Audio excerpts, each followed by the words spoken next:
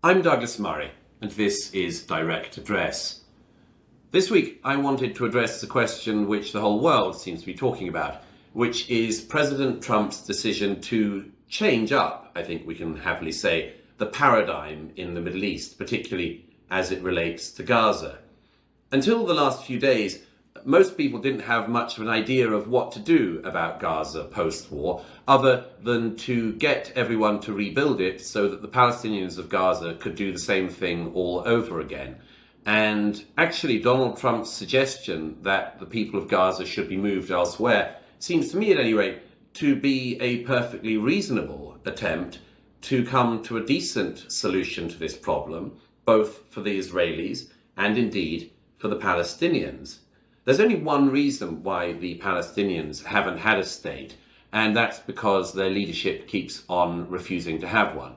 That was the case in 1936. It was the case in 1948 when they were offered a state right beside the Jewish state, and they decided, no, it's too important to us to annihilate the Jewish state, and we'd rather do that than have a state of our own. It happened again in 2000 when Yasser Arafat walked away from Camp David, and it happened again in 2008 when the same deal, bewilderingly enough, was put back on the table. A lot of people don't seem to realize that everybody who has actually worked away at this problem, the problem of the Palestinian state issue, they all basically have realized for a long time now that the paradigm they've been working in is completely defunct. It doesn't work. Nobody can make it work. John Kerry ran around the world on private jets and he still weirdly couldn't make it work, and it's because it doesn't work. It can't work. And what Donald Trump has done this week is to say, let's try something new. And if anyone thinks that that's surprising, let me quote one of Trump's predecessors, President Clinton, who just 2 months ago in an interview talked about the time he tried to give the Palestinians another state and agree to another state for the Palestinians, and they walked away. This is what Bill Clinton said in December. He said, Yasser Arafat, the head of the PLO, walked away from a Palestinian state with a capital in East Jerusalem and 96% of the West Bank. And here's what Clinton went on to say. If you turn down and walk away from a once-in-a-lifetime peace offer, you can't complain 25 years later when the doors aren't still open and all the possibilities aren't still there. Yet the complaints from the Palestinians have been listened to by the international community for a very long time. In 2005, Israel withdrew every single remaining Jew from the Gaza Strip and handed it over to the Palestinians. Effectively, it was yet another Palestinian state. And the Palestinians of Gaza could have done an awful lot of things with that beautiful bit of territory, with that amazing strip of land. But they decided to vote in a terrorist group, Hamas. And Hamas and Islamic Jihad and other charming jihadist groups decided to spend their time and our money waging war on Israel. And they did that pretty much from the time that the Israelis withdrew. They started firing rockets into their neighbors from the very moment that Israel withdrew, and they started war after war. There have been wars from Gaza in 2008, 2012, 2014, 2021, and of course then on October 7th, 2023, Hamas led an invasion, an attempted annihilationist invasion of the state of Israel. And all these months later, there is something that should be said with some clarity, which is, you lost. You lost. Hamas, you lost. Gazans, you lost. You voted in a terrorist group, and you seem, as far as we can tell, to approve of the motives of that terrorist group and its ambitions. If there are any moderate Gazans out there, this would be a great time to speak up. But from the video footage we see and from the testimony of hostages, not least female hostages who've returned from Gaza back to Israel in the last year, seems that the population of Gaza is quite as radicalized as the people who rule them.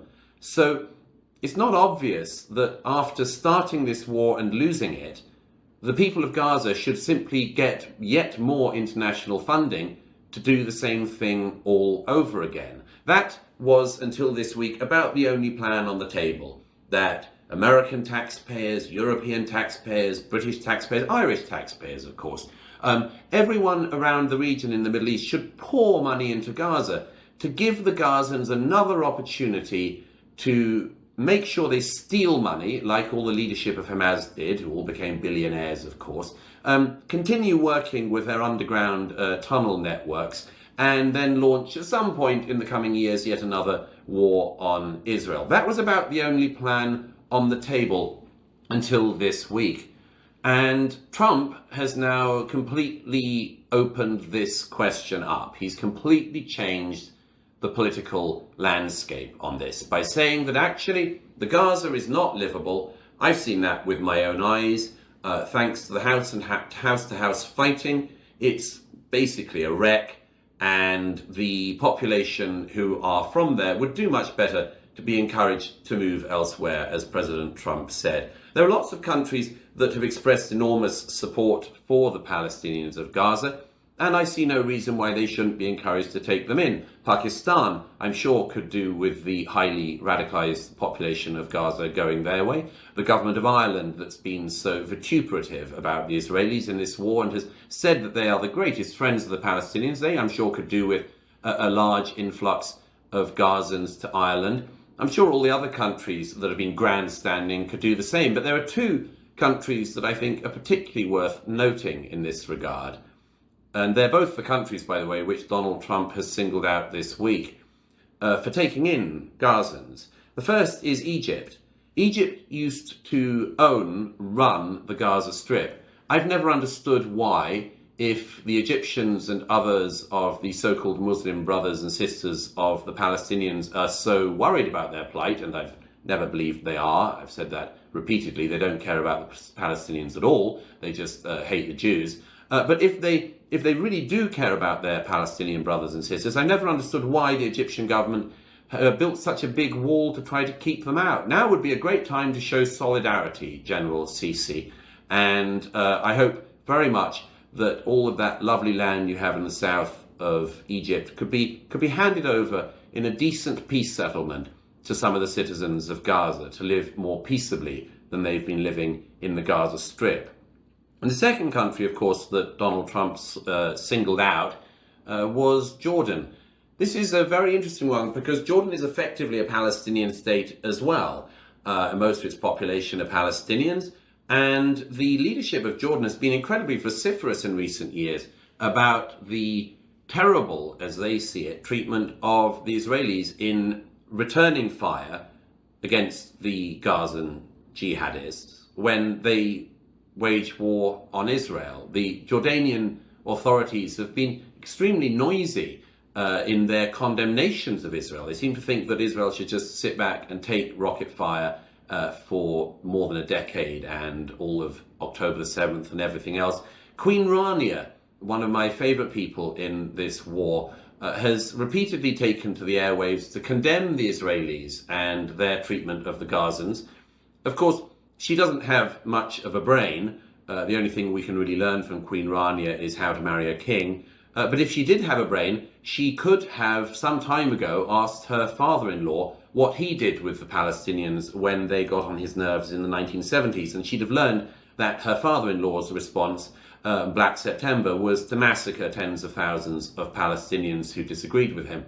So now is a great time for Jordan to step up. If Queen Rania and the other leaders like Erdogan in the region who have been berating Israel for the crime of self-defense, if they really care about the Gazans, now is the time to step up. Ask them into your countries, do the right thing. The world should be watching.